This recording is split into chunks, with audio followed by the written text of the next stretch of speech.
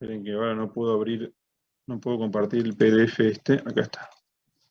¿Sí? Esta es una muy buena traducción, una editorial muy cuidada, que, bueno, publica libros más que nada de filosofía. Entonces, bueno, esta edición sí está buena, y acá tienen todos los ensayos en castellano. ¿Sí? Y están bien traducidos. Obviamente, vamos, por eso, yo subo todo el libro, pero no tengo forma por ahí alguno sabe cómo sacar solamente lo que... yo creo que igual tengo algunos solamente puestos. A ver, déjeme ver una cosa. Si yo voy, por ejemplo, del comercio, en realidad vamos a ir, a ver, del comercio, 241.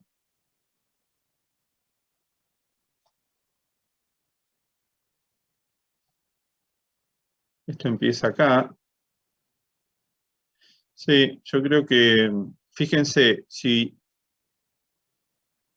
ustedes van yo también doy esta materia en la UBA, y mis ayudantes armaron un repositorio con todo esto. Déjenme a ver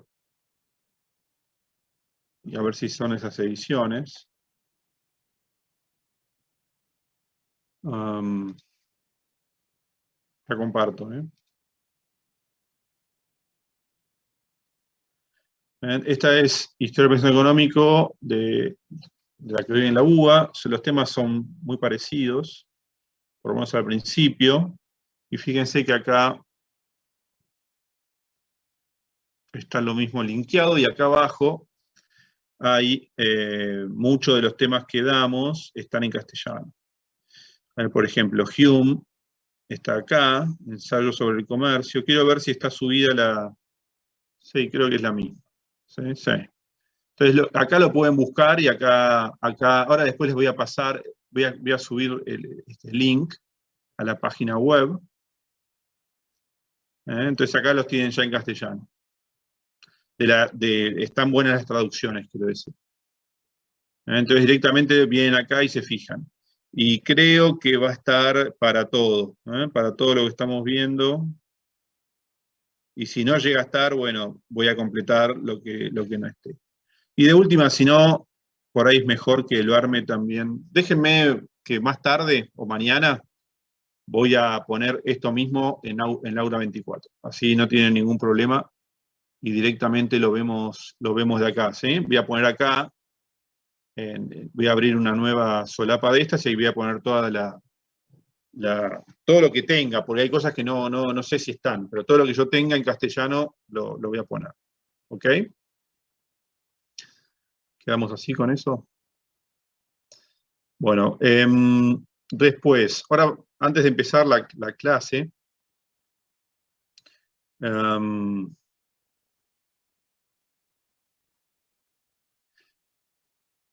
vamos a hablar de la materia en términos más burocráticos. La materia, entonces, como yo les decía, va a tener dos partes, cada una con su examen parcial, y van a poder promocionar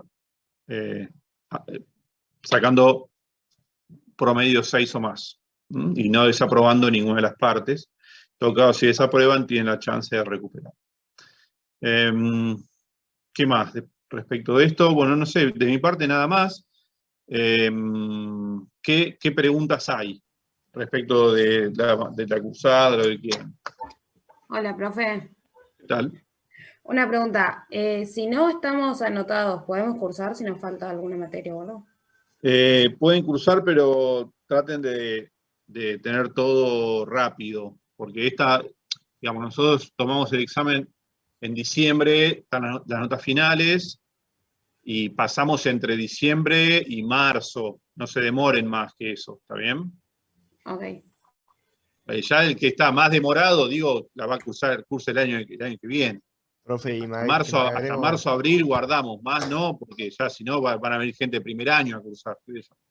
Agrego a la consulta, si no estamos adentro, ¿cómo hacemos para inscribirnos? ¿Le mandamos un mail a usted o...? No hace falta, no hace falta. directamente rendís los exámenes.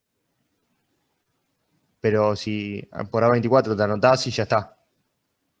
¿Vos decís porque no tenés acceso al aula virtual? No, porque yo no estoy en el CIU Guaraní porque no me dejó, porque no tengo historia 2, digamos, pero la pienso dar. Claro, el tema es que en tu caso vos no vas a poder acceder al aula virtual. Eso es lo que me estás diciendo, al aula 24, de la materia, digo. Claro, en el caso de A24 podría acceder porque no tiene nada que ver, pero no en el CIU Guaraní. Pero el CIU Guaraní, ¿por qué deberían acceder, digamos? No hubo inscripción por Ciudad Guaraní. No, no ¿No hubo. hubo? Por Ah, eso. entonces, claro, No, me estoy equivocado yo. tienen que estar en condiciones cuando pasemos la nota final. Ah, no Y sabía, perdón. como les decía, digo, la guardamos un par de mesas, no 2 años, quiero decir. ¿Ok? Profe, Sí. entonces, si tenemos historia 2 para diciembre, no habría problema, ¿no? No, por eso hasta diciembre, marzo la guardamos. A lo sumo Bueno, muchas abril, gracias. más no. ¿Ok? Más no. Porque ya si no están para abril, bueno, cúrsenla de nuevo, vamos, en 2 meses más la van a cursar de nuevo el año que viene. Así que hasta Tendríamos que ahí. rendir profe, una consulta. ¿Teníamos que rendir los parciales así como si estuviéramos en condiciones? Claro, ustedes rinden los parciales, nosotros llevamos, porque esta materia en realidad no tiene una cursada oficial. Entonces, nosotros llevamos una lista con la gente que rindió los exámenes. Y eso, lo que sí tienen que poder es entrar al aula 24, porque el examen va a ser a través de aula 24. ¿Está bien? Entonces, aquellos que no puedan entrar al aula 24, que no sé, creo que no hay, pero digo, si alguno no puede entrar al 24, no va a poder hacer examen, quiero decir. ¿Está bien? Después, respecto de nuevo, de la inscripción al examen, eso hasta abril del año que viene no hay problema. Hasta la mesa de abril, hasta la mesa de abril. Ahí están preguntando acá hasta qué mesa sería, hasta abril inclusive. ¿Sí? Aquellos que no están ya en condiciones en abril, bueno, se liquida la nota, ¿está bien? No la guardamos más. No sé si hay alguna otra pregunta. Alguien puso en el chat, profe, dice, los alumnos del viejo programa es equivalente, porque solía ser de quinto. Claro, hay mucha gente de quinto año, no sé, debe haber, pues somos tantos, somos 133, o sea que sí debe haber gente. Ese todo equivalente, sí. Sí, no hacemos distinción. No hay problema con eso, ¿está bien? Las fechas de parciales, todavía no. Veremos. En realidad, tenemos que ver con Jorge a ver cuándo yo tomaría mi último día de clases. Tengo que ver bien cuándo sería, ¿sí? Pero el lunes que viene se los digo. Lo más probable es que sea, que estamos ahora, agosto, septiembre, principios de octubre tendría que ser, más o menos. La primera quincena de octubre cae, más o menos. Después vemos bien qué día va a ser un día de clases, obviamente, ¿no? Uno de esos lunes. A la misma hora, todo. La Bueno. modalidad del examen, ¿sabes cómo hacer, profe? O sea, sí, para 24, pero...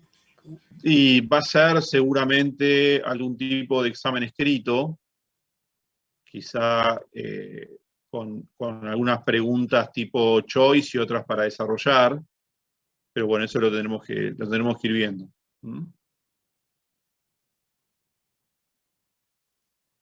Después lo veremos. Oral no es imposible, así que el oral va a estar descartado, a lo sumo para los primeros exámenes. Así que va a ser seguramente alguna forma escrita. Ok, profe. Bueno.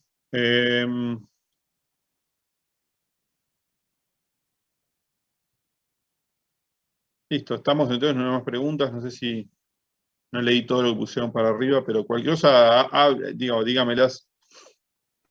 Profe, Activando el micrófono, sí. si un alumno en los parciales tiene promedio 5,5, ¿se promociona a 6 o se baja a 5? No sé, ya después veremos eso. Qué sé yo. No. Gracias. Esperemos a que pase. Digo. Solemos redondear para arriba. Pero si tenés 5,49, sonaste.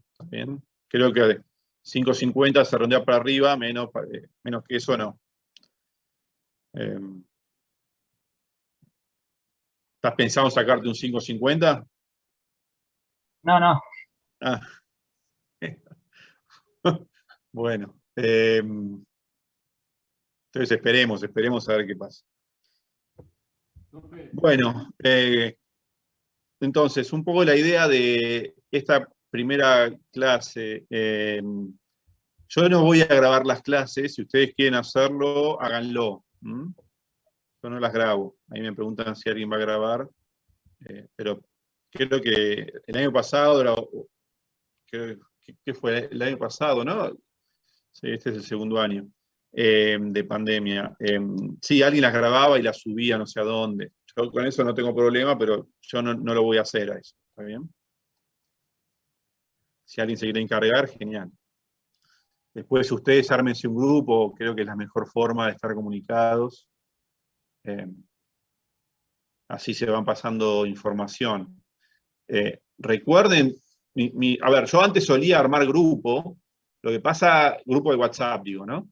Lo que pasa es que ahora somos tantos que es un lío. Si ustedes quieren, armamos un grupo para pasarnos, no sé, pero digo, no, en otras materias lo hago, pero no sé, las novedades, o no sé, un día se complicó algo, se cortó internet, no tengo forma de decirles, y les digo, miren, chicos, estoy sin internet, qué sé yo. Pero por ahí es bueno armar un grupo. Si alguien quiere hacerlo, no tengo problemas y me sumo. Ya hay un grupo de WhatsApp, profe. Hay un grupo de WhatsApp de ustedes. Bueno,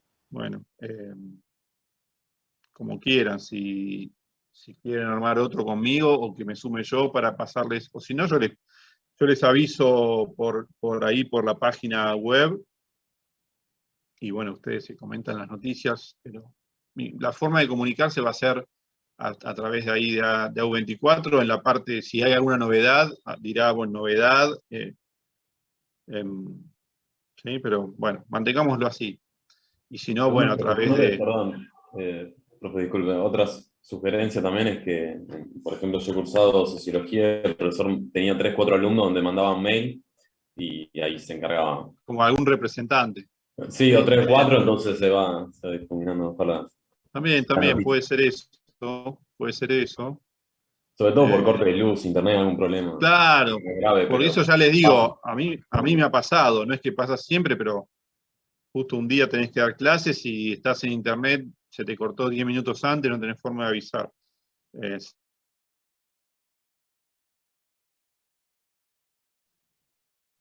Bueno, entonces ahora sí, vamos a hablar un poco de los temas que vamos a ver. Vamos a empezar con los ensayos de Hume. A mí Hume me parece que ha escrito unas cosas fenomenales sobre economía, y bueno, quiero que ustedes también lo lean. Entonces, por eso elijo arrancar por esos ensayos de Hume. Repasemos un poco entonces cuáles son.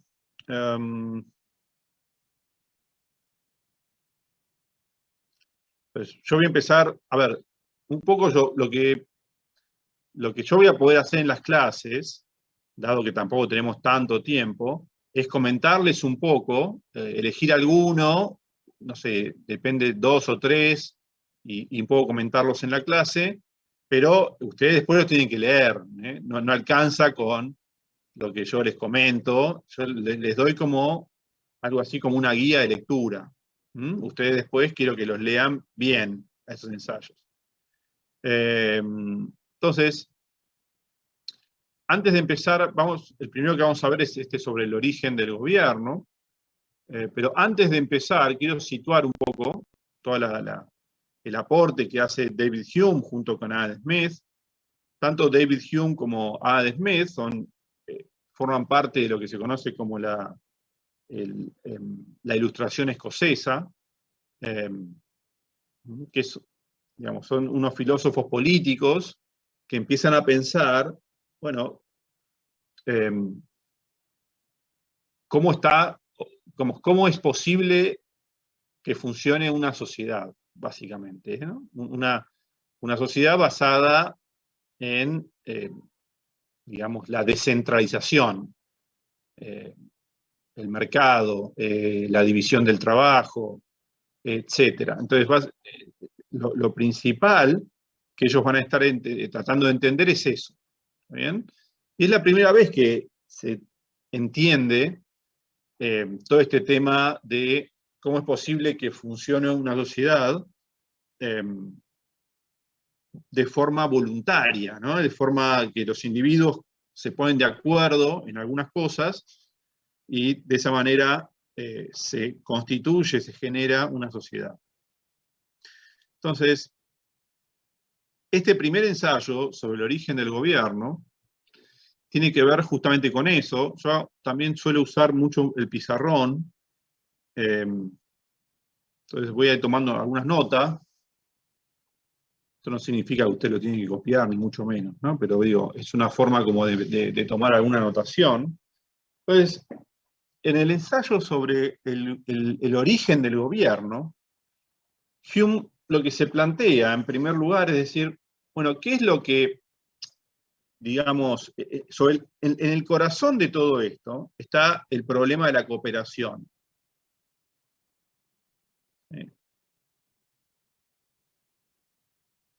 El problema de la cooperación entre individuos, ¿no?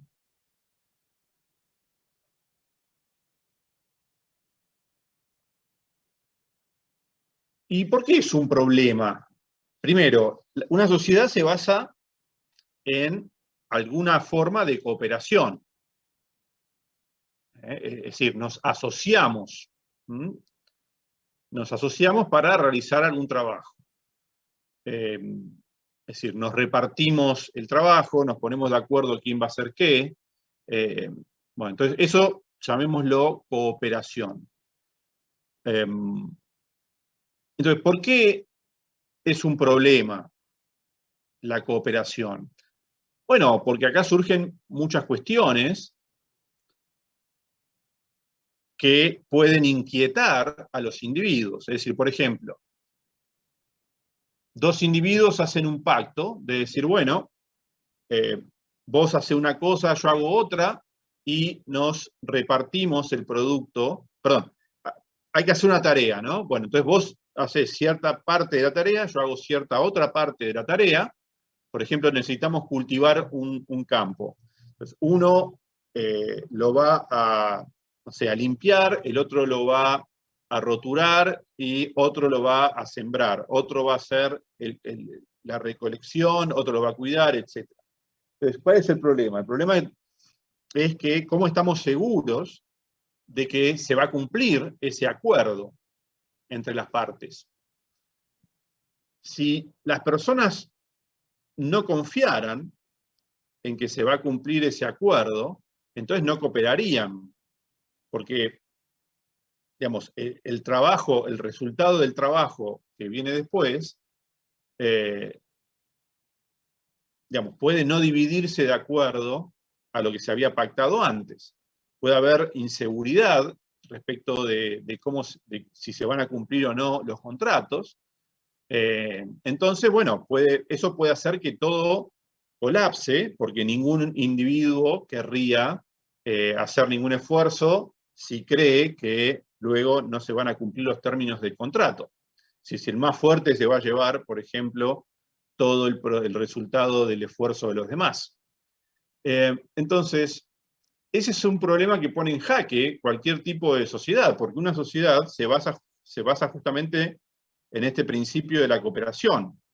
a partir de la cooperación entre individuos se genera luego la sociedad. ¿Bien? Por ejemplo, nosotros vivimos en sociedad porque tenemos cierta seguridad de que, no sé, nuestros bienes, nuestro trabajo, etcétera, no va a estar sujeto a expropiación por parte de una persona más fuerte que también está en la sociedad. Si no tuviéramos esa confianza en que no nos van a robar, no nos van a matar, etcétera, para quedarnos con lo que nosotros tenemos, nadie formaría parte de una sociedad, ¿no? Porque justamente no habría incentivos a querer formar parte de la sociedad. Entonces, para que la sociedad se logre constituir, tiene que resolverse este problema de la cooperación entre individuos, y estos individuos tienen amor propio, o son self-interested, ¿no? Piensan en su propio bienestar. Esto es otro de los principios de todo el pensamiento clásico. Es decir, ¿cómo es posible una sociedad constituida a partir de individuos que buscan su propio interés o persiguen su propio interés? Entonces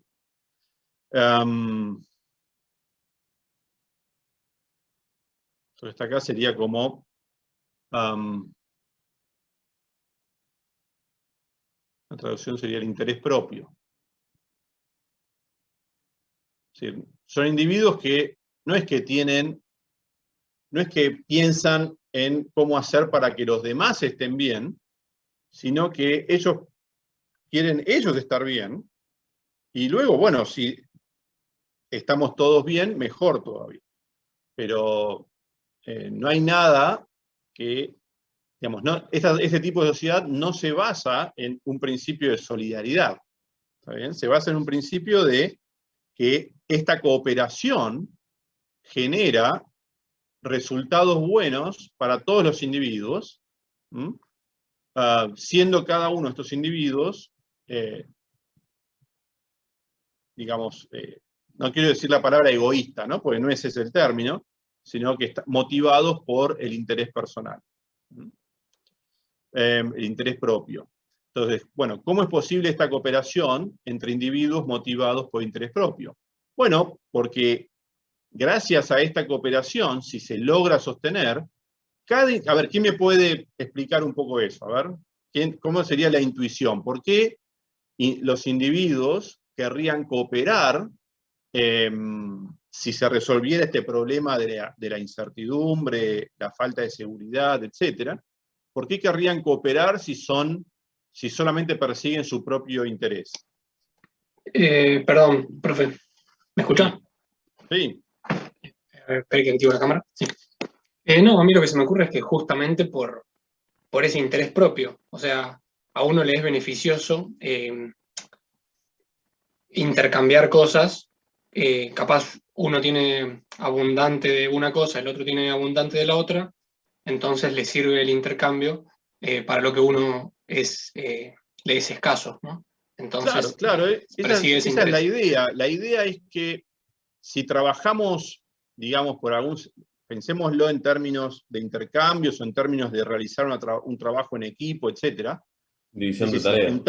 Si juntamos nuestro esfuerzo de alguna manera, logramos más que si trabajáramos de forma individual. Entonces, se usan mutuamente. ¿Cómo? Se usan mutuamente, se podría decir. Sí, claro, exactamente. Es decir, somos conscientes de que si trabajamos juntos, logramos más que la sumatoria de lo que todos lograríamos trabajando por separado. ¿Está bien? Ahora, es decir, esa cooperación en potencia da mejores resultados que el trabajo individual, el trabajo aislado, digamos, ¿está bien? Es decir, vamos a ponerlo así. El trabajo conjunto, vamos a ponerlo así, da mejores resultados que el trabajo aislado, o la asociación, también podríamos decir.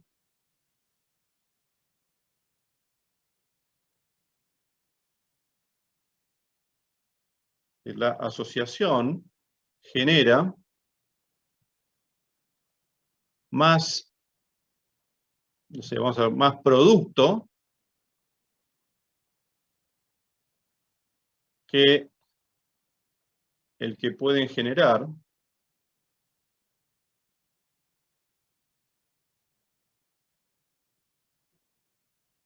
individuos aislados.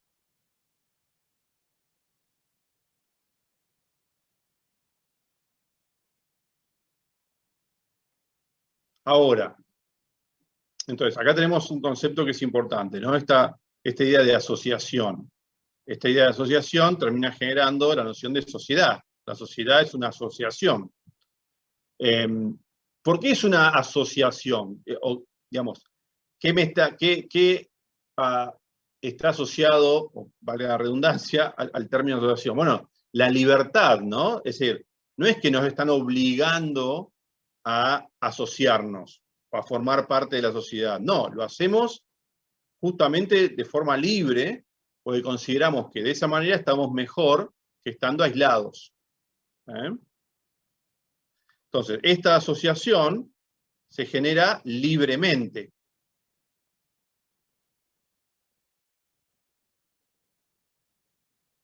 Entonces, ¿por qué decidiríamos libremente asociarnos en una sociedad que genera un producto, en principio, o potencialmente más grande para cada uno de nosotros, que lo que podríamos hacer de forma aislada? Bueno, porque damos por algún tipo digamos, de validez o de supuesto que no nos van a traicionar, por decirlo de alguna manera, ex post. ¿Está bien? Entonces, confiamos, si tenemos credibilidad, confiamos en que se van a respetar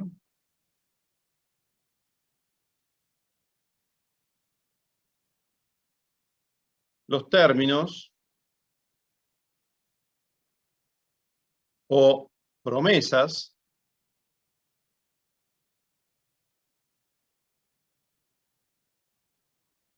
del acuerdo de cooperación, o del contrato, digamos, como ustedes quieran.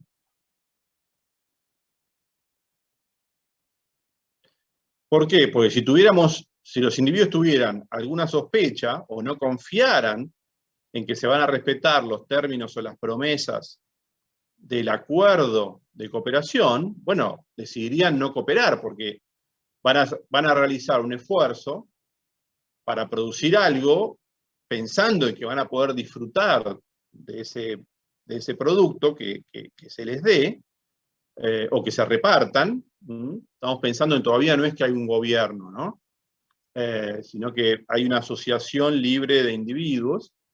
Entonces, esos individuos tienen que de alguna manera confiar en que van a respetar los términos del contrato, y no que va a venir después el que sea más fuerte de todos y les va a robar lo que produjeron los demás. Porque si hubiera una mínima sospecha de eso, nadie querría, en principio, trabajar de forma conjunta, y si nadie decide trabajar de forma conjunta, todos estaríamos en el equilibrio, digamos, de trabajo aislado, o de no formar la sociedad, y todos saldríamos perjudicados de eso, porque trabajar en sociedad genera más producto que lo que podríamos obtener de forma aislada. Entonces nos estaríamos perdiendo vivir de una mejor manera. ¿Por qué? Porque no tenemos... Entonces, fíjense cuál es la clave para entender todo esto que plantean Hume y Adam Smith. Es decir, para poder sostener el equilibrio de cooperación, es muy importante algo que quizás sea muy sutil para muchos, o que todavía quizás no lo hayan pensado del todo, pero que es la confianza en las instituciones que establecen cómo van a ser las reglas del funcionamiento de la sociedad. ¿Está bien? Entonces, después vamos a hablar más sobre la cuestión de las instituciones, pero si por alguna razón esa confianza se empieza a degradar, bueno, muy probablemente los individuos van a empezar a irse de esa sociedad, o van a empezar a hacer menos esfuerzo. ¿Ok? Entonces, es muy importante entender la motivación que tienen estos individuos. ¿Está bien? Esta motivación, que es el interés propio, tiene que estar también asociada a una noción, o vinculada a una noción de confianza.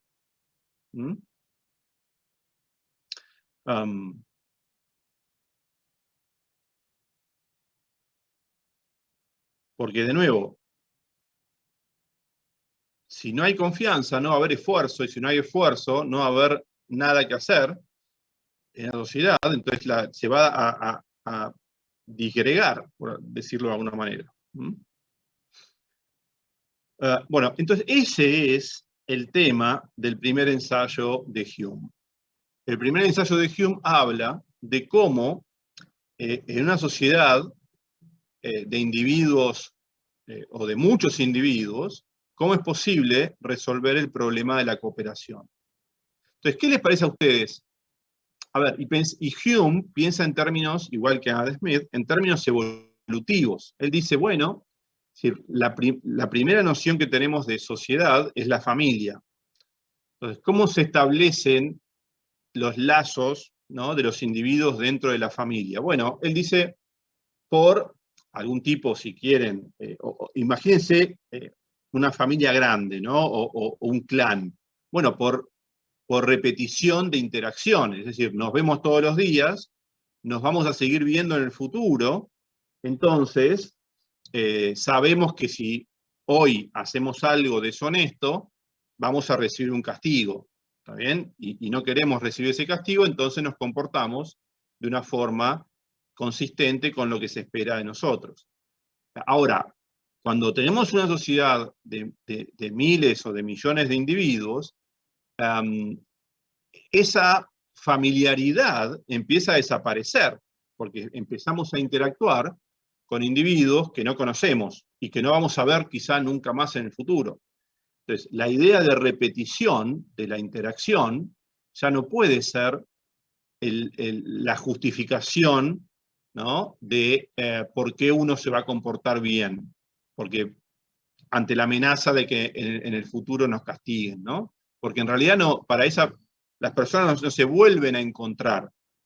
Yo si estuviéramos un poco más avanzados, si esta materia la diera en quinto año, pondría teoría de juegos acá para que vean cómo es esto, pero bueno, entiendo que en tercer año todavía no vieron mucho de eso, pero esto se puede plantear formalmente a partir de teoría de juegos. De hecho, después les voy a dar un par de papers que tienen modelos, el que quiere los va a leer, el que no, pero que están muy bien explicados también, entonces lo van a poder todos entender. Pero digo, el problema que plantea Hume acá es decir, bueno, ¿cómo se pueden contrarrestar las tentaciones de corto plazo de traicionar para obtener hoy un beneficio a costa de poner en riesgo el futuro de la relación? Ese futuro de la relación tiene un valor, porque acuérdense que siempre que estamos trabajando juntos, o tenemos un acuerdo, un contrato, etc., y lo cumplimos, lo más probable es que sigamos interactuando entre nosotros en el futuro, y vamos ganando confianza. Vamos teniendo lo que se puede llamar reputación. Una buena reputación significa una buena performance en el pasado, ¿no? Ahora, alguien podría estar tentado de llevarse, no sé, de robarle a otro, obviamente poniendo en jaque o anulando directamente cualquier posibilidad de interacción futura. ¿Está bien? Entonces, ¿cómo evita eso? Y si eso se empieza a generalizar, o si no hay ningún castigo para eso, bueno, la sociedad se desintegra, y si la sociedad se desintegra, los individuos van a estar todos aislados y viviendo mucho peor que lo que podrían vivir de forma comunitaria o de forma asociada.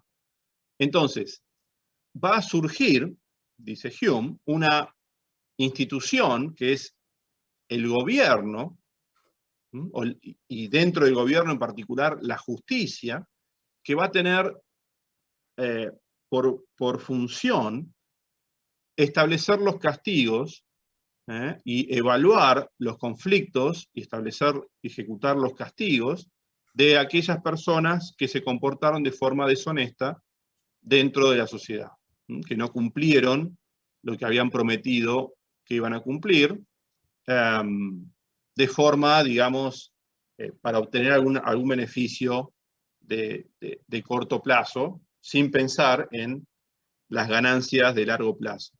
Entonces, la justicia, dice Hume, es la base que hace posible, o el núcleo que hace posible el funcionamiento de una sociedad. Profe, disculpe, hay un alumno que no puede ingresar, se le cortó la conexión. Lo interrumpo. Bueno, ahí ya no puedo hacer nada, digamos, no. ¿No tiene para aceptar? Bueno. No, porque yo ya desactivé la sala de espera. O sea que debería poder entrar. Como hizo. Bueno, lo hice, gracias. Disculpen. A ver, yo acá desactivé ya. Si no puede entrar, no puedo hacer nada. No es que lo tengo que aceptar, quiero decir, ¿ok? Bueno, entonces eso es digamos, de lo que trata este primer ensayo sobre el origen del gobierno. Acerca de la importancia del rol de un órgano de justicia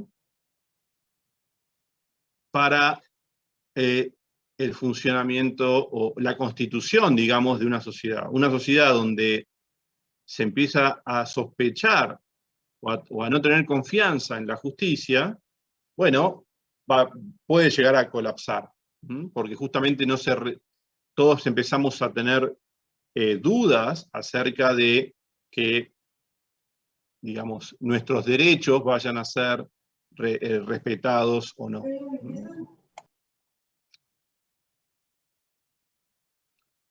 No sé si hay alguna pregunta respecto de eso. Yo quiero que estos ensayos los lean, y en todo caso, el próximo lunes los volvemos a charlar, ¿les parece? Pero esto es como un poco la idea de este primer ensayo.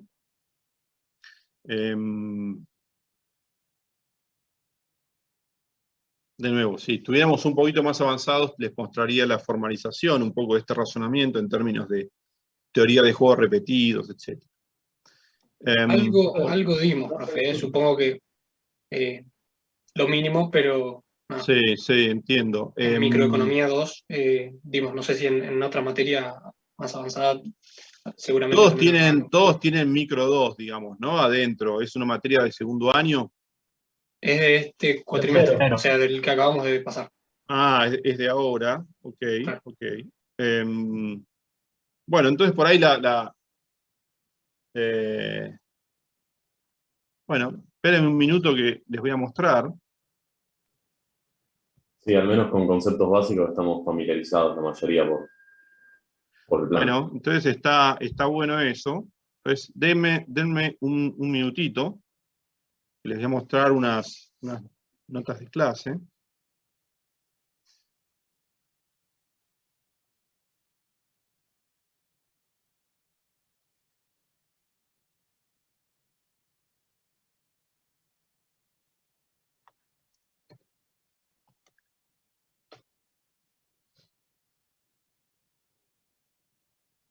Déjenme, nomás que tengo que...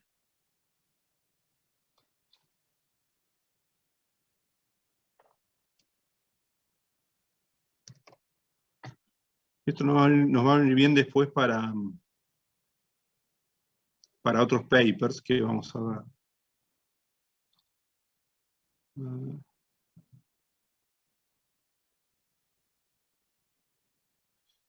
Está bien, bueno. Ahí arrancamos, ¿eh?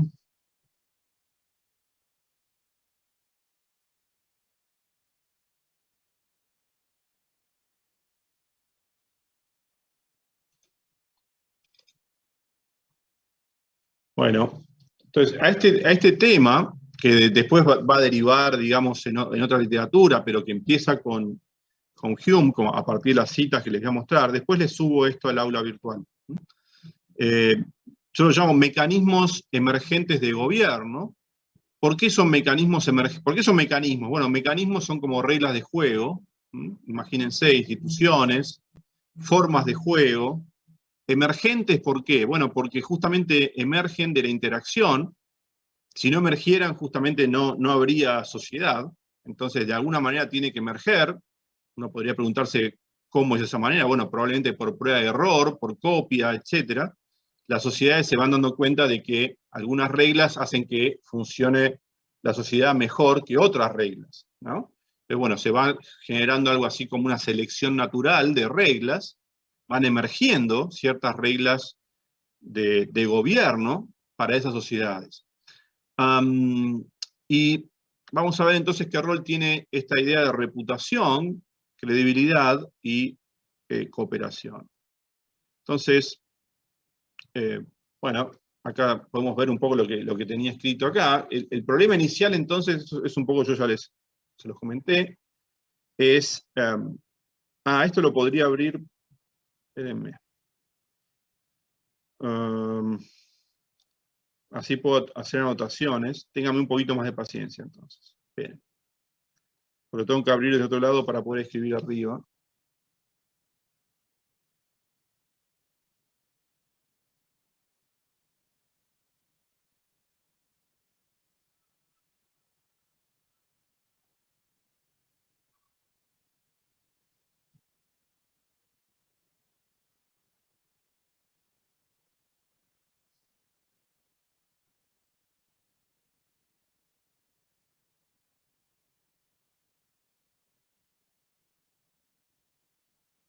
Bueno, ahora sí. Me va a explotar la computadora de tantas ventanas que tengo abiertas. Pero... Entonces, eso es un poco lo que yo ya les dije. Entonces acá típicamente si uno quiere formalizar este razonamiento, acá tenemos la cuestión de, bueno, justamente, si trabajamos en equipo o de forma cooperativa, vamos a tener que dividir el trabajo de alguna manera, pero eso genera beneficios individuales mayores al trabajo en situación de aislamiento y autosubsistencia, diríamos, ¿no? Es decir, imagínense, este va a ser otro gran tema de los economistas clásicos. Pensar por qué progresan las sociedades, por qué son cada vez más ricas. Y la explicación que van a dar es justamente porque hay cada vez una mayor división del trabajo. Esa mayor división del trabajo permite que nos especialicemos, y esa mayor especialización y digamos, inversión en nuestro capital humano especializado en hacer un tipo de tarea, un tipo de actividad, en brindar un tipo de servicio, hace que vayamos aprendiendo cada vez más, vayamos conociendo mejor lo que hacemos y seamos más productivos. Y el exceso de esa producción, respecto de lo que nosotros necesitamos para nosotros, lo vamos a comerciar con otras personas que se van a especializar en otras actividades, y de esa manera todos vamos a estar intercambiando nuestros excedentes, y todos vamos a vivir mejor que si cada uno de nosotros tuviera que vivir de forma aislada, generándose un poco de todo lo que necesita para vivir. Claramente seríamos todos mucho más pobres. Podríamos digamos, generar mucho menos producto que si nos especializáramos y hiciéramos algún tipo de intercambio del excedente que generamos. Ahora, ¿cuál es el problema? Esto está claro, esto Adam Smith, digamos, lo analiza muy bien. Los beneficios de la división del trabajo están clarísimos, aumenta la productividad, aumenta la riqueza. El problema está en cómo es posible esa división del trabajo. ¿Está bien?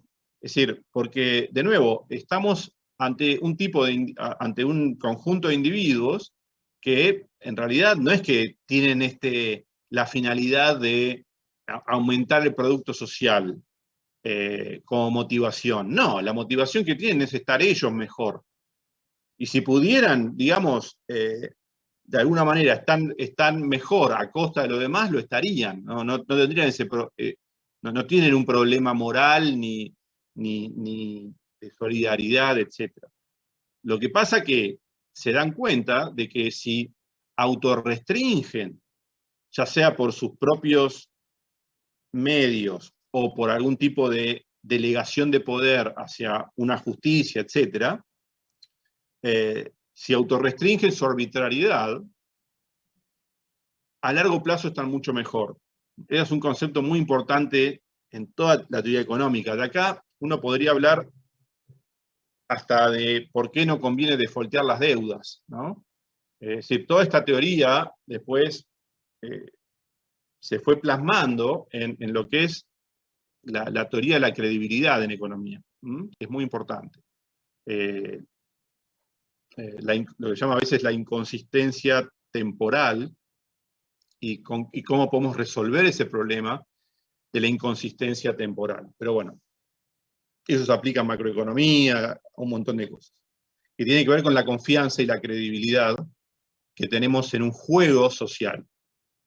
Pero, entonces, estamos de acuerdo en que la división del trabajo genera un aumento de la productividad. El tema es cómo podemos mantener esta situación de equilibrio bueno, digamos, ¿sí? Si todos estamos en alguna medida tentados a sacar provecho de los demás, si pudiéramos. Entonces, bueno, estas son las dificultades para mantener este equilibrio de cooperación. Entonces, ¿cómo es posible promover la confianza para lograr intercambios y transacciones mutuamente ventajosas cuando los individuos tienen una como tentación de corto plazo de traicionar? Bueno, entonces esto van a ver que, bueno, lo vamos a ver en Hume. Rousseau también tiene algo escrito sobre esto, obviamente Adam Smith. Describen este problema central de la sociedad, que es el problema de la confianza en la cooperación, la importancia de las expectativas y los incentivos, las amenazas creíbles y los castigos. Todo esto es teoría de juegos, básicamente. ¿Está bien? Entonces vamos a ver, fíjense, acá hay citas de donde dicen estas cosas. Pasa que algunas no vamos a ver, por ejemplo, esto en el Tratado sobre la Naturaleza Humana, Hume plantea este argumento. Dice, dos vecinos pueden acordar a drenar un pantano, digamos, para convertirlo en un campo de cultivo. ¿Está bien? Meadow es como un campo de cultivo. Drenar porque hay que hacer un trabajo. Imagínense que el campo es como de uso compartido, entonces, bueno, esos vecinos comparten ese campo, pero hay que drenarlo, hay que hacerlo que sea productivamente útil. Entonces ellos pueden decir, bueno, es decir, ninguno se puede apropiar, imagínense, de ese terreno, sino que tienen que, de alguna manera, acordar, realizar un trabajo mutuo. Porque esto lo poseen en común, imagínense, ¿está bien? Lo poseen en común. Bueno, y lo que dice es, porque es fácil para cada uno de ellos entender o conocer lo que tiene el otro en mente, es decir, cada uno puede o va a percibir que la consecuencia inmediata de que él falle en su parte, que no cumpla su parte del contrato, es que el otro también va a abandonar el proyecto. Esto lo pueden, no sé, ustedes lo experimentan constantemente, es decir, si uno lo que está haciendo constantemente cuando está como entablando una relación, se está poniendo en el lugar del otro para ver cómo el otro puede reaccionar a lo que nosotros hagamos, y así los dos hacen. Entonces, bueno, se van a dar cuenta en que, bueno, si yo traiciono, si yo no cumplo mi parte del contrato, o mi parte del acuerdo, lo más probable es que la otra parte tampoco lo cumpla. Acá no es que hay nada ilegal, no estamos como haciendo algo ilegal, esto es un acuerdo de mutuo beneficio entre dos vecinos. Por ejemplo, imagínense, los vecinos se ponen de acuerdo, hay un árbol en común que tira hojas, no sé, en la vereda que es común. Entonces, bueno, se ponen de acuerdo, un día la barro yo, otro día la barres dos, pero bueno, cuando uno ve que el otro nunca la barre, también probablemente deje de barrer, o barrerá su parte, nada más. O por ejemplo, cuando uno tiene que, no sé, que cuidar la casa del otro, ¿no? Algo que puede ser beneficioso. Uno se va de vacaciones, entonces dice, bueno, me cuidás mi casa. Entonces sabe que si uno no la cuida, el otro tampoco la va a cuidar, etc. Ahora, esto que puede ocurrir entre dos vecinos, y es importante esto, ¿por qué dos vecinos sí pueden mantener este acuerdo? Bueno, porque se conocen, se ven, siguen siendo vecinos, existe la posibilidad de que esto, ¿no? Que dice, cuando uno percibe que el otro no está cumpliendo su parte, sabe que va a haber una represalia moral, es decir, van a dejar de cooperar los dos, ¿está bien? Entonces, por eso se puede mantener este equilibrio de cooperación, porque a los dos le conviene hacer esto, ¿está bien? Entonces, si uno deja de hacer su parte del trabajo, el otro también la va a dejar de hacer, y los dos se van a perjudicar. Ahora, ¿por qué entre dos vecinos puede mantener esto? Bueno, porque son vecinos y se están manteniendo una relación en el tiempo. Esto no es un juego de una única movida. Es un juego repetido. Ahora después lo vamos a ver en términos de juegos repetidos. Ahora, esto que se puede mantener entre dos vecinos es muy difícil o incluso imposible, dice Hume, mantenerlo cuando tenemos miles de personas que tienen que estar de acuerdo en este tipo de acciones. Entonces, va a ser muy difícil para ellos concertar, bueno, un diseño tan complicado. Es decir, esto ¿no? Después vamos a ver cómo es posible que surja esto, en un paper que vamos a leer, en sociedades de muchos individuos. Entonces, fíjense, cuando tenemos, lo que dice Hume es esto, ¿no? Él, de alguna manera, lo que ve es que esto que puede ocurrir de común acuerdo y ante una amenaza mutua, que cada uno percibe como que va a ocurrir entre esos vecinos, es muy difícil de que funcione cuando tenemos miles de personas. ¿Está bien? Cuando tenemos miles de personas tendría que surgir otro tipo de mecanismo de gobierno o de reglas. ¿Por qué? Porque es muy difícil verificar que si cada uno de esos miles de personas está haciendo o no el trabajo que se espera. Hay una cuestión ahí de economía, si quieren. Entonces, cada uno de esos miles busca el pretexto de liberarse a sí mismo del problema y del costo, y que hacer caer esa carga sobre los demás. Es el problema del free riding, digamos, ¿no?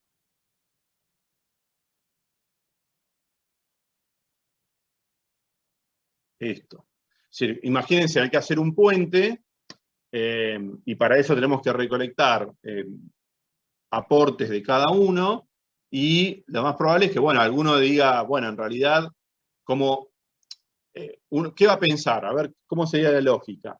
Una persona va a decir, bueno, yo no voy a pagar por hacer el puente, total, el resto de las personas les conviene pagar por más que yo no pague.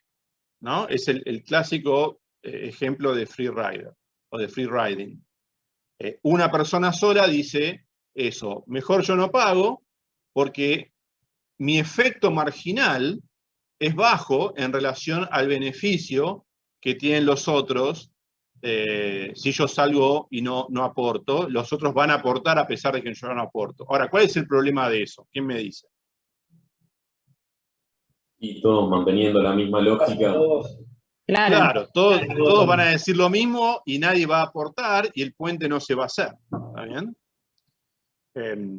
Entonces todos se van a ver perjudicados, básicamente. Ese es el problema de generar. Es decir, yo les voy a poner un ejemplo. A veces, ¿por qué hay que ser duro respetando las reglas, no que uno impone? Porque en cuanto abrís una excepción, muy probablemente vengan miles de excepciones, ¿no? Con la misma lógica. No es que hay uno solo. Entonces eso es un problema a veces para los profesores. Decir, bueno, perdón que sea muy estricto con las reglas, pero si te hago una excepción a vos, me van a venir otros y van a hacer un montón, y entonces la regla no va a tener ningún sentido, ¿no? No va a cumplir la función de generar incentivos, básicamente. Bueno, entonces, esto es lo que dice, fíjense, lo que dice Hume acá tienen la cita. Es muy famoso ese pasaje de Hume. Bueno, esto es del que tenemos que leer, del que ustedes tienen que leer, del origen del gobierno. Este es otro pasaje, vamos a repasarlo un poco. Entonces, fíjense lo que dice Hume acá, en el origen del gobierno. Dice, bueno, el hombre nacido dentro de una familia es compelido a mantener la sociedad por un poco necesidad y por algo así como una inclinación natural o por el hábito, dentro de una familia. Pero ahora, en el sucesivo progreso, en términos de que la familia pasa a ser una asociación de familias, así va escalando, en que se genera, digamos, o se establece una sociedad política, es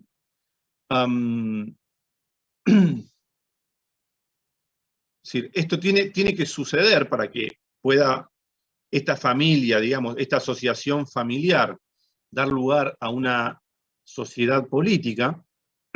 Tiene que surgir algo así como un ente administrador de justicia. ¿Por qué? Porque si no estuviera este ente administrador de justicia, no habría paz entre los hombres. No habría seguridad y en última instancia no habría esa interrelación mutua. ¿Por qué? Justamente por eso que hablábamos recién, ¿no? Si no hay una justicia que genere o que administre los castigos a aquellos que quieren no cooperar, entonces, de nuevo, todos vamos a no cooperar y se va a destruir ese tipo de sociedad.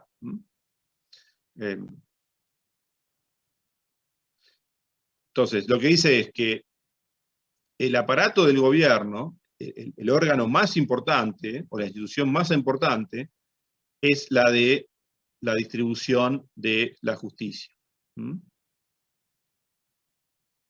Y todos los hombres tienen sensibilidad a esta necesidad, o a la necesidad de que se mantenga la justicia, que exista la justicia para mantener la paz y el orden.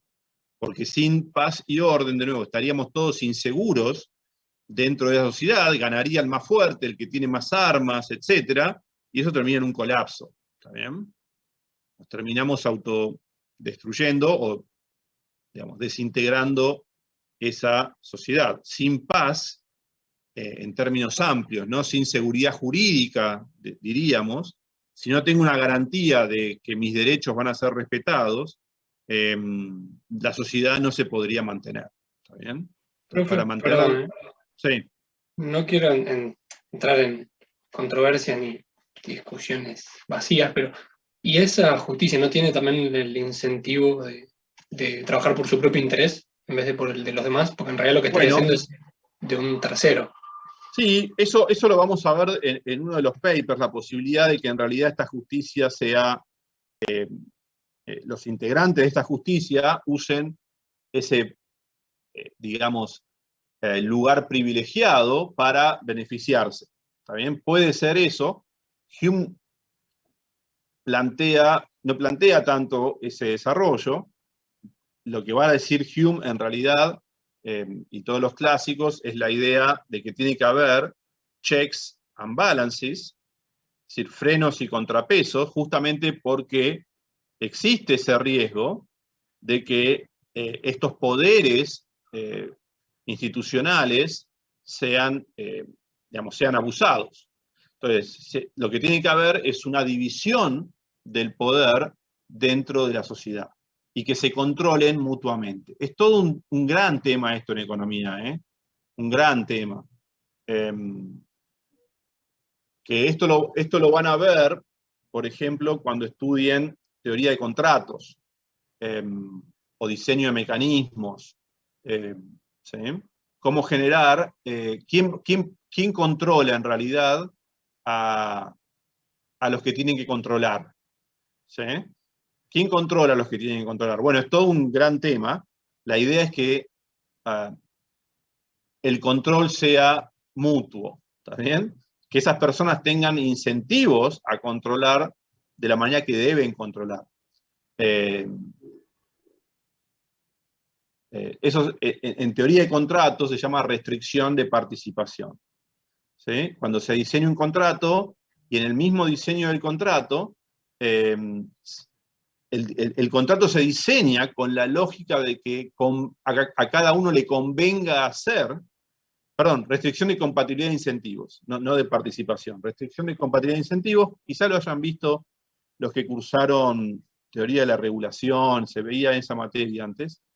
La restricción de compatibilidad de incentivos es eso, es un diseño contractual o de reglas de juego que genere que cada uno tenga incentivos a comportarse de la forma que es mejor para el juego, para la sociedad.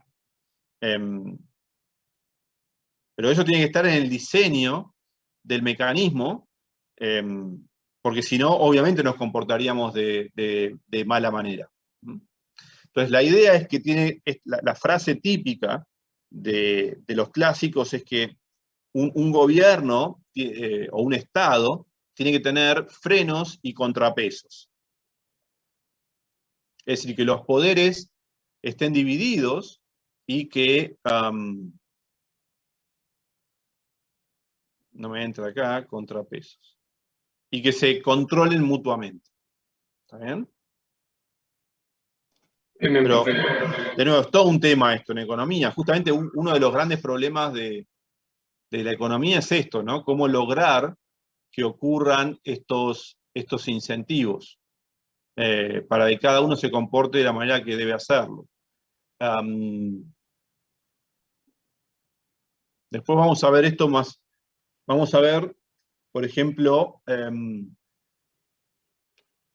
situaciones en que pueden ocurrir y que se pueden formar como mafias de gobierno, ¿está bien?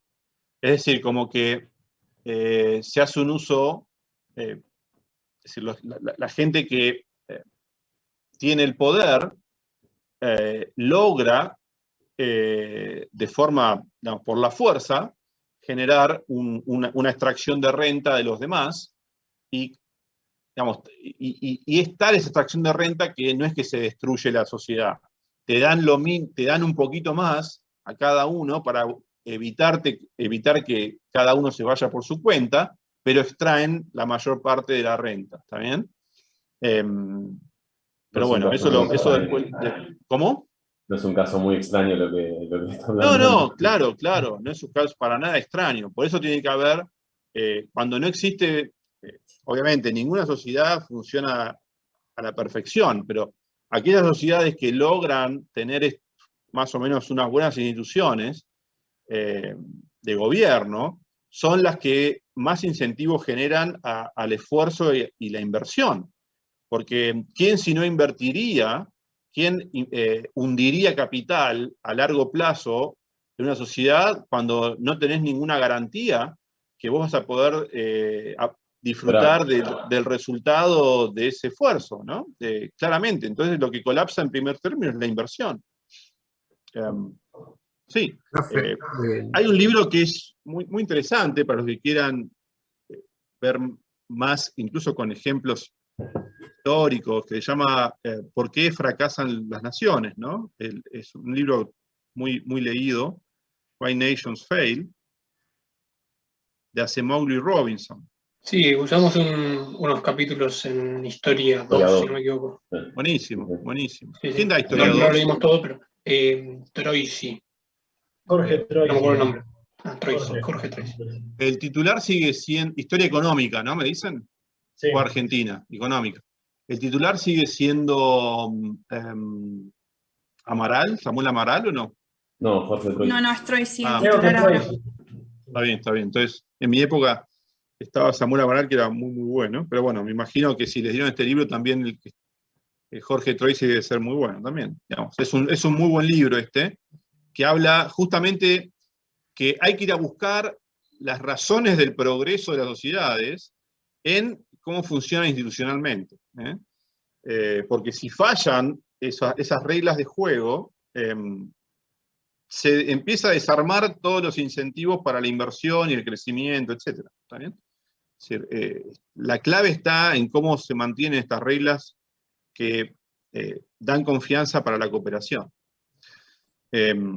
Profe, igual puede ser que también haya, por ejemplo, algo de cuestiones de aversión al riesgo y todo eso, porque más allá de las instituciones, se me viene a la cabeza el ejemplo de China. Hasta el 2004 ni siquiera reconocía la propiedad privada y era el país del tercer mundo que más inversión extranjera recibía en todo el mundo, digamos. Sí, el caso de China está comentado en el libro de Acemoglu y Robinson.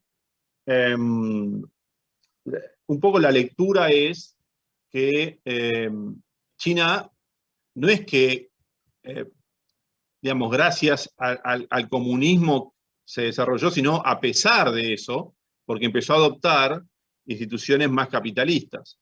Pero bueno, es un debate, digamos, ¿no? Ahí vas a tener las dos campanas. Va a estar la gente que va a usar el caso de China para decir, ven que se puede, una economía puede desarrollarse de forma planificada centralmente, y otros van a decir, no, en realidad, cuando China hizo eso, fracasó, y cuando empezó a descentralizarse, a tener más instituciones basadas en el esfuerzo individual y la búsqueda de beneficios individuales, y más mercados, se empieza a desarrollar. Cuando Mao empezaba esos planes, digamos, de desarrollo, fue un desastre, se murieron millones de personas, digamos. No es que estoy defendiendo a unos u otros, pero ahí vas a tener las dos campanas, ¿no? Pasa, profe, perdón, con la pandemia. A veces la creencia previa es que el capitalismo es lo mejor y la pandemia, dentro de tu creencia, te comprueba que la pandemia cumple con eso, y a la vez si sos pro... Son cosas muy difíciles a veces la pandemia te hace creer más Son- a fondo que el comunismo es lo... Son proposiciones muy difíciles de verificar o rechazar de esa manera, ¿no? Claro. En realidad, lo que hace Acemoglu y Robinson es pensar en el largo plazo. Ellos lo que dicen es que China, si no cambia instituciones respecto, en términos de generar incentivos individuales a la inversión, a la acumulación de capital, a la innovación, etc., en algún momento se va a agotar ese desarrollo. Pero bueno, ellos dicen que China creció rápido porque copió gran parte de los éxitos de las economías más capitalistas, ¿no? En términos de, no sé, de innovación tecnológica. Pero bueno, la verdad que es un tema complejo y no creo que se pueda, así como, no sé, rechazar o aceptar una hipótesis u otra así de forma fácil, digamos. También estamos en el medio de la película. Profe, Sí, En 20 años será otra conclusión. sí. profe, la pregunta que yo me hago por ahí viendo este tema es ¿hasta dónde se puede ser objetivo en las instituciones en un mundo que somos diferentes todos, digamos? hasta dónde la subjetividad de las personas, digamos, convierte en la institución algo propio. No sé si me explico. Bueno, eso, a ver, eso vos estás tomando ahí un argumento por ahí de, no sé, me imagino, no de la economía, sino que viene más de la sociología, en el sentido de decir, bueno, en realidad las instituciones, del pensamiento marxista, ¿no? Las instituciones en realidad son como una construcción de la clase dominante para mantener el poder, apropiarse de eso para mantener un statu quo. Digamos, eso puede ser un argumento, pero claramente no es el que tenemos en economía, ¿no? En economía creemos que las reglas de juego son lo que generan incentivos para...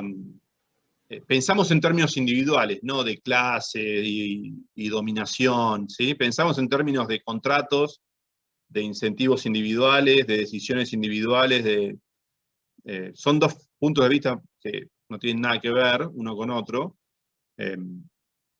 No sé, en economía se piensa como de esta manera, ¿no? Por lo menos en economía mainstream.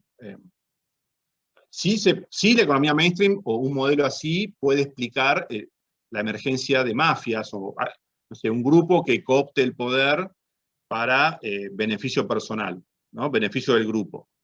Eso sí se puede explicar, y se puede explicar que permanezca eso, ¿está bien? Es más, en el libro este de Acemoglu y Robinson, varios capítulos hablan de eso. Eso se llaman instituciones extractivas, ¿no?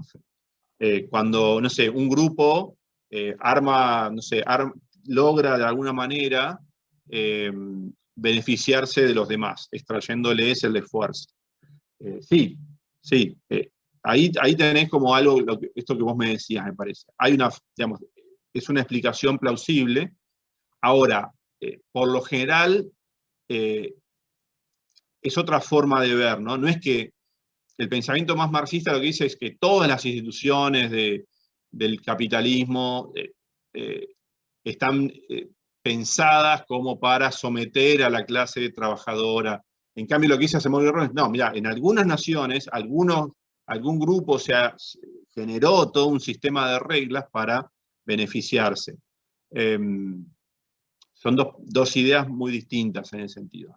Pero en otros países funcionan bien las reglas y generan, o las instituciones, y generan crecimiento. ¿Sí?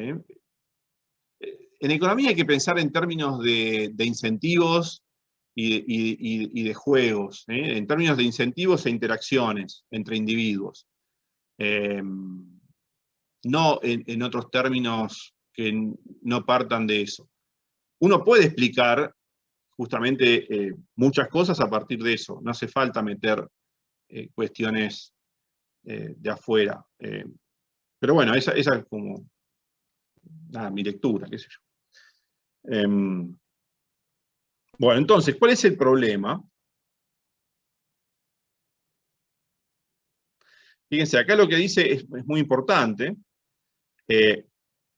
Puede ser que sea imposible mantener a los hombres en el sendero de la justicia. ¿Por qué? Porque el hombre está seducido está seducido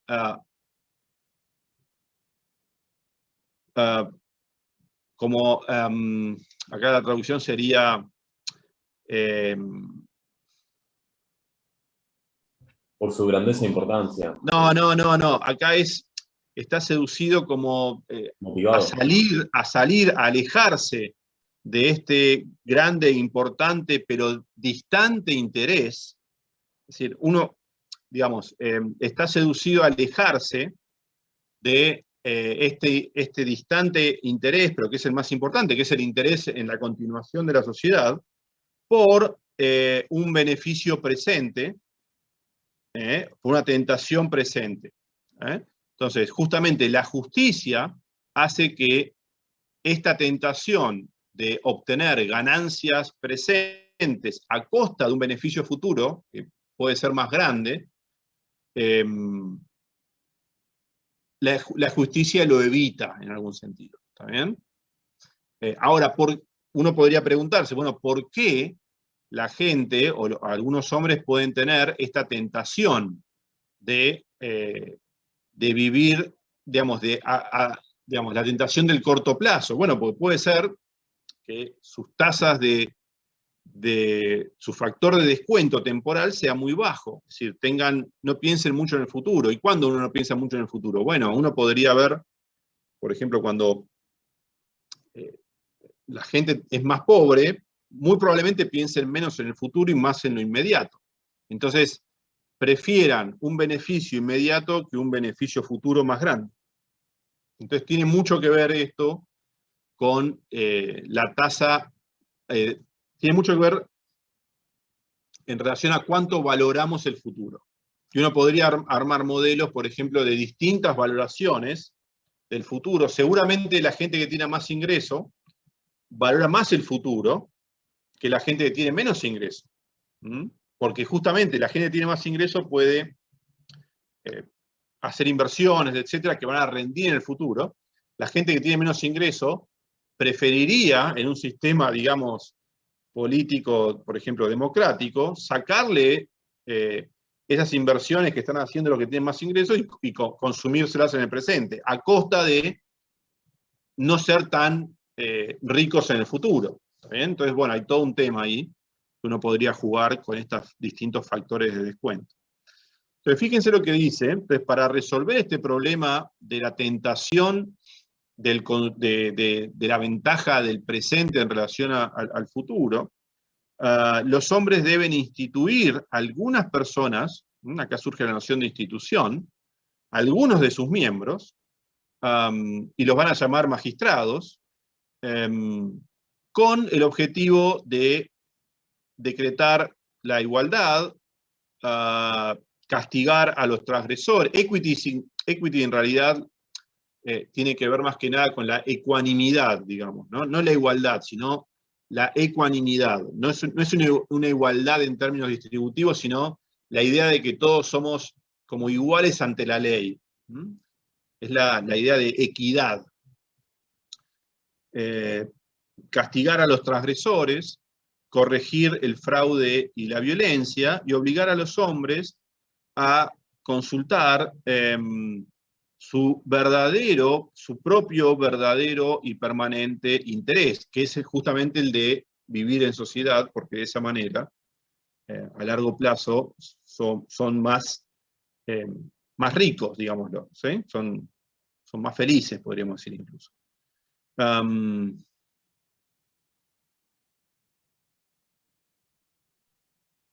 Bueno. A ver qué dice acá. Esto es muy bueno.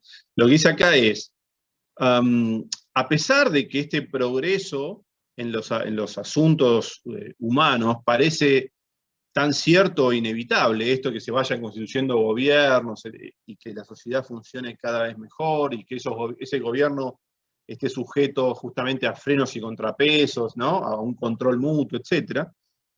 Todo esto que surge, estas instituciones, no son, esto es muy importante, no es que el hombre las espera de antemano, sino que no es que, digamos, se puede anticipar a esta operación, sino que las va descubriendo. Es decir, estas formas de gobierno comienzan de forma más casual y más imperfecta y se van perfeccionando. ¿Está bien? Se van descubriendo mejores formas de gobierno. Todo esto es como un poco la noción de selección natural de instituciones. ¿Bien? No es que el hombre diseña, no es que los hombres se dan cuenta de cuáles son las mejores instituciones y las ponen en práctica, sino que va viendo algo así como una prueba y error, una selección natural de instituciones. Y después cuando veamos Malthus vamos a volver sobre esto. Pues es muy importante esta idea de cómo las sociedades van seleccionando naturalmente sus instituciones. En realidad es al revés, ¿no? La idea de selección natural, igual que en la biología, funciona al revés de lo que uno cree. Es decir, aquellas sociedades que no se den o no encuentren buenas instituciones para gobernarse, van a tender a desaparecer. porque no van a ser buenas, no van a generar incentivos, no van a generar crecimiento, y van a permanecer aquellas que por alguna razón encontraron mejores formas de gobierno. Entonces, esta idea justamente es la idea de que no es que las instituciones se pueden prever y diseñar de una vez por todas, sino que se van descubriendo por prueba de error y va habiendo una selección natural de estas instituciones. ¿Está bien? En todo caso, si a alguna sociedad le va bien, las otras tratan de copiar, tratan de poner en práctica lo que creen que es por qué les va bien. Y en todo caso, y si no lo logran, bueno, la gente seguirá a las sociedades donde donde funcionen mejor estas reglas. Y eso lo vemos todos los días, digamos, ¿no? Digamos, no hay mucho más que decir. Una sociedad cuando empieza a no generar las instituciones básicas para que la gente quiera estar en la sociedad, la gente se va, cuando puede, digamos, ¿no? Ni bien puede, se va, ¿no? A costa de su vida incluso. Entonces tienden a desaparecer aquellas sociedades que no encuentran estas buenas formas de gobierno. Entonces fíjense qué tan importante es esto. A ver, esto, los economistas, por lo menos los economistas más mainstream, insisten mucho con esta idea de las instituciones, pero creo que falta como explicar bien por qué esto es así. Es decir, se da como un hecho, y hay que explicar un poco más por qué esto es así. Bueno, porque, bueno, y eso es un poco lo que justamente encontramos en Hume, en Adam Smith, ¿no? Pues si no funcionan bien esas instituciones básicas, la gente se va a empezar a ir. ¿Cómo, profe, perdón, estos conceptos siguen vigentes? Porque si hoy en día lo vemos y lo aplicamos a Hume, que lo escribió en el siglo XVIII, es como... Sí, por eso esto está en el core, digamos, en el núcleo de la teoría económica, ¿no? Totalmente, por eso estamos estudiándolo. Sí. Hume es impresionante, digamos, generó un montón de ideas que son las que usamos hoy para pensar el funcionamiento de las economías. Entonces, vamos a ver esta idea de equilibrios de cooperación. De nuevo, ¿cómo podemos mantener equilibrios de cooperación? ¿No? Esta idea de un sistema de reglas que haga que la gente coopere de forma voluntaria, porque ganan de esa cooperación. Entonces vamos a ir como de lo simple a lo complejo. Entonces, ¿cuál es un modelo el más simple que podemos pensar? Bueno, entonces imaginemos que hay dos jugadores que tienen interacciones repetidas. Esta es la forma más fácil de explicar cómo puede surgir un equilibrio de cooperación. Son interacciones repetidas, pero que no tienen un final cierto. Es decir, nosotros no sabemos que si mañana dejamos de jugar entre nosotros o si sigue el juego. ¿Ok? Y esto es fundamental. No sé, los que hayan visto algo de juegos saben que los juegos dinámicos o repetidos, si tienen un final, los jugadores se adelantan a ese final y empiezan a hacer como backward induction, ¿no? Empiezan a decir, bueno, si al final del juego vas a jugar de esta manera, entonces en la anteúltima etapa vas a jugar de esta, y así podemos... bueno, imagínense que eso no se sabe cuándo termina el juego. Entonces, cada jugador, bueno, aparte de esto, fíjense que hay que poner varios supuestos, aparte de estas interacciones repetidas sin un final cierto, estos dos jugadores conocen la historia de las acciones de cada uno en el pasado. Esto es importante, conocer la historia. Se acuerdan de lo que cada uno hizo en el pasado, pues si no se acordaran, imagínense que es muy fácil defraudar, ¿no? Es como, no sé, cuando... Es decir, alguien que pierde la memoria todo el tiempo, uno le puede mentir y mentir y mentir y nunca esa persona se va a dar cuenta que le estamos mintiendo. Entonces, esto es importante, que haya algo así como que cada jugador pueda recordar la historia del juego. Entonces, si este es el setting del problema, entonces cada jugador, de forma creíble, eso es muy importante en juegos, la credibilidad de la amenaza, es decir, si una amenaza no es creíble, no es operativa, digamos, no se va a tener en cuenta. o una promesa, lo mismo, ¿no? Entonces, cada jugador de forma creíble puede amenazar al otro que si incumple el contrato, si incumple su parte, dejará de cooperar y se perderán las ganancias mutuas de la cooperación. Entonces, en este setting del juego, cada jugador, de forma creíble, puede amenazar al otro. Es la situación de los dos vecinos de Hume, ¿no? Entonces, cada uno puede amenazar al otro en que va a dejar de cooperar si uno decide dejar de cooperar. Ahora, cuando hay muchos jugadores, ahora esto lo vamos a ver ahora, cuando hay muchos jugadores que no se conocen entre sí y no conocen la historia de las acciones de los demás, entonces para mantener la cooperación hace falta algún tipo de registro de la reputación de cada uno, o alguna organización o tercera parte encargada de administrar esta justicia, los reclamos, el monitoreo, las penalizaciones, etc. Esto después lo vamos a ver. Es decir, cuando hay muchos jugadores, digamos, ¿cuál es la base del castigo en el modelo de 2 jugadores? ¿Por qué esta amenaza de dejar de cooperar es creíble? Bueno, porque tenemos un futuro por delante, y ese futuro tiene un valor para los dos. Entonces, si vos me traicionás, yo no voy a cooperar nunca más con vos. Entonces vos te perdés todo el futuro, todo el valor futuro de la relación. En cambio, cuando hay muchos jugadores que no interaccionan entre sí periódicamente, es decir, repetidamente, entonces esto no se puede aplicar. ¿Por qué? Porque no hay un valor futuro de la relación entre dos personas, porque vos contrataste una vez a uno y por ahí no lo ves nunca más. ¿Está bien? Entonces no lo puedes amenazar con decirle, mirá, yo en el futuro no te contrato. Bueno, me importa nada, yo no te vuelvo a ver a vos. ¿Está bien? Entonces, ¿cómo? Disculpe la interrupción. Ahora capaz está un poco, no quiero decir de moda, pero como en boca común todo este tema, un poco con el tema de la deuda acá en Argentina. O sea, si vos defaulteás, es poco probable que después gente te preste plata, porque si vos tenés un historial de default, y sí, o sea, como que está bastante... Totalmente. Eso se va a ver en una tasa, en una probabilidad más alta de default. La gente, tus prestamistas, que aparte, digamos, acá no es que estamos hablando de... En el caso de la deuda, podemos hablar de interacciones repetidas, porque no es que Argentina desaparece y no interacciona más con los bancos internacionales. Es decir, más o menos son siempre los mismos jugadores. Y aparte hay un registro. Todo el mundo sabe que Argentina defaulteó un montón de veces.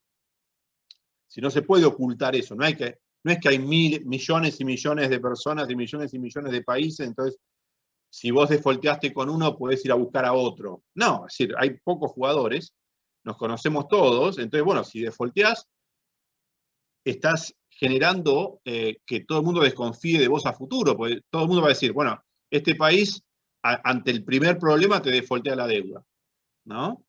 Entonces, aquello que prometió, incluso que se comprometió por contrato, etcétera, etcétera, te lo incumple, te lo cambia un día para otro. Pero bueno, claramente en el futuro la gente va a tener en cuenta eso, vamos a tener muy poca reputación y el costo va a ser que nos cobren una tasa de interés más alta. ¿Está bien? ¿Por qué? Porque hay un riesgo mayor que nosotros defaultemos en el futuro. Y el costo de pagar una tasa de interés más alta en el futuro, bueno, genera todo un desincentivo a la inversión muy grande y que en última instancia termina desencadenando en mayor pobreza. O inclusive que ni siquiera nos presten más allá de una tasa de Por interés eso, alta. bueno, o en el caso extremo ese. Y cuando no te prestan más, ¿qué haces? Emitís muchas veces o financiar de otra forma más. Tratás de ver a quién más podés extraerle recursos y decir, bueno, ya les saqué a los de afuera, es decir, no les devuelvo el capital, no les pago más intereses, pongamos, no sé, le robé la mitad de lo que me prestaron, no se lo devuelvo. Pero así me sigue faltando dinero, bueno, voy y expropio a alguno, te cobro un impuesto a los otros, emito, que es otra forma de impuesto. Entonces, bueno, así claramente nadie va a invertir más en Argentina, ¿no? Pues cualquier inversión, ya sea inversión financiera o inversión física, está expuesta a un riesgo de expropiación muy alto. Entonces nadie va a querer ningún activo ni financiero ni físico en Argentina. También ligado con lo que decía usted hace un rato de reglas de juego claras, digamos, o sea, está muy ligado con eso también me parece, ¿no? Sí, sí, claramente, claramente. Bueno, entonces, cuando salimos de ese setting y tenemos ahora muchos jugadores que no se conocen, para lograr la cooperación entre estos jugadores, que nunca más van a interactuar entre sí, se necesita que exista una parte, un registro de cómo fue el comportamiento de cada uno en el pasado. Y que cada jugador pueda consultar, si quiere, ese registro de la reputación pasada de cada uno, para decidir si contrata o no contrata con ese jugador que está ahora viendo si contrata o no. ¿Dónde está esto, por ejemplo? ¿Dónde lo ven casi todos los días esto implementado? Ese sistema de reputación.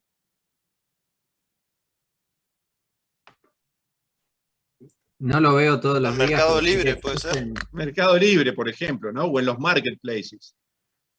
Justamente, los marketplaces como Mercado Libre generaron este registro para medir la reputación de cada jugador. Entonces, vos vas a contratar con aquellos que tengan reputación alta. El que tiene reputación baja, no vas a querer contratar, o por lo menos vas a estar mucho más precavido, digamos, ¿no? Por ahí le peleás más el precio, lo vas a penalizar de alguna manera. ¿Por qué? Porque tenés más riesgo de contratar con esa persona. Entonces, cuando existe este sistema de registro, cada uno va a tener que cuidar su reputación si es que quiere seguir formando parte de esta sociedad, seguir participando en las interacciones. ¿Está bien? Entonces, la reputación acá es como un activo, si quieren. Es como un activo que uno constantemente pone como garantía, ¿no? de la sociedad.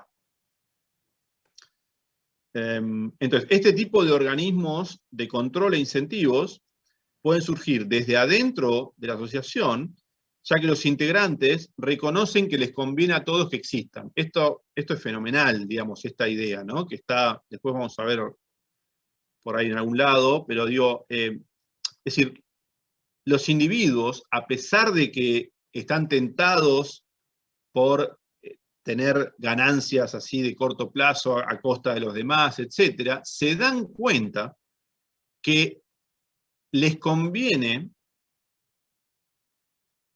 digamos, que exista un sistema policial que los amenace y de esa manera están mejor, ¿sí? Porque de esa manera tienen una amenaza creíble y no se comportan de forma oportunística. Si no existiera eso, los individuos se desatarían, es decir, no tendrían nada que, digamos, los restrinja a comportarse de forma oportunística, y ahí desaparece cualquier tipo de posibilidad de asociación. Entonces, ellos mismos se van a ver peor. ¿Está bien? Esto es muy interesante, esta idea, y está en todo el razonamiento económico también.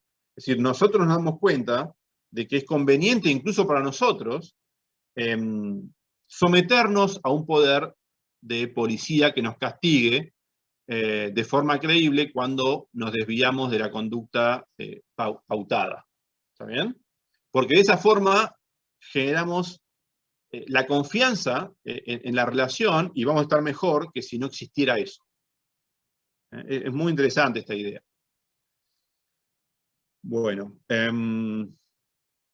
Bueno, estas instituciones de gobierno pueden funcionar en forma privada, después vamos a ver cómo es esto, es decir, dentro de la misma asociación. Por ejemplo, en Mercado Libre esto funciona de forma privada. El registro es un registro que todos podemos consultar, que sabemos cómo se generan las reglas de ese puntaje. Eso sería una institución de gobierno privada. O, por ejemplo, las reglas dentro de un club o dentro de un barrio privado. Esos son formas de gobierno privadas. ¿Está bien? Y eso puede existir con independencia de si existe o no una instancia de gobierno, bueno, por fuera de la asociación. Para algunas cosas, probablemente deba existir, o la mayoría de las sociedades tiene algún tipo de forma de gobierno pública, ¿no?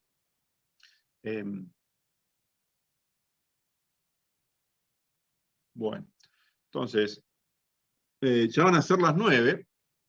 Por ahí lo que podemos hacer es seguir con esto la próxima. Entonces, vayan, ahora les voy a subir esto y les voy a subir también a todo lo que quiero que lean para la próxima. Entonces, el juego es un juego de este tipo. Fíjense que si se juega una sola vez, el equilibrio de Nash va a estar acá. Porque cada uno tiene incentivos. Fíjense, uno diría, bueno, ¿por qué no se juega este equilibrio que es mejor? Bueno, porque si estuviéramos acá, el jugador 2 y el 1 tienen incentivos a jugar traición en vez de cooperar, y terminan yendo a este equilibrio donde ganan 1 y 1 en vez de ganar 2 y 2. ¿Ven? Y no hay forma de mantener este equilibrio, salvo que, bueno, obliguemos a los individuos a jugar a esto, o que ellos mismos se den cuenta que les conviene jugar esto. Pero ¿cómo se van a dar cuenta que les conviene jugar esto? Bueno, si hay una forma de establecer algún castigo entre ellos, si alguien no juega esto. Pero la única forma que se pueda generar una amenaza sobre eso es que el juego se repita, que haya un futuro para poder castigar si alguien se desvía. Entonces, en el juego repetido, vamos a ver que se puede mantener este equilibrio de cooperación, donde los dos ganan más que jugando de forma aislada, si quieren. Esto sería con división del trabajo, en términos, si quieren, de Adam Smith. Si dividimos el trabajo y nos repartimos el producto a partir de esa división de trabajo, ganamos todos más que si cada uno tuviera que producir de forma de autosubsistencia. Obviamente los números son arbitrarios. Entonces vamos a ver por qué podemos mantener este equilibrio de cooperación en este tipo de sociedad tan simple, digamos, ¿no? Bueno, y van a ver que, bueno, acá está un poco desarrollada la idea, pero bueno, la intuición es que si hay una interacción futura, repetida, y que no se sabe bien cuándo termina, entonces una estrategia que genere el equilibrio de cooperación es amenazar que si alguien traiciona, la otra parte va a traicionar en el futuro. Entonces, de esa manera, bajo algún tipo de valoración del futuro, se puede terminar jugando el cooperar. ¿Cuándo les parece que, a pesar de eso, los jugadores van a preferir traicionar la situación digamos, de autosubsistencia en lugar de la cooperación mutua? En términos intuitivos. Claro, ¿cuándo los jugadores van a preferir jugar 1-1 que 2-2? Es lo que dijo usted, o sea, si se juega infinitas veces o indeterminadas veces, es lo que dijo usted del factor de descuento, cuánto les interesa el futuro. Exactamente, porque acuérdense que se juega cooperar cuando el valor que tiene no ganar, digamos, el futuro de la relación, perder ese valor futuro de la relación, no es tanto como lo que gana cada uno desviándose. Por ejemplo, si el valor futuro de la relación acá fuera menor que 2, que es lo que este gana de pasar de ganar 2 a 4, entonces cada uno de los jugadores va a decir, bueno, prefiero traicionarlo, me llevo 2 más que acá y estoy mejor. Ahora,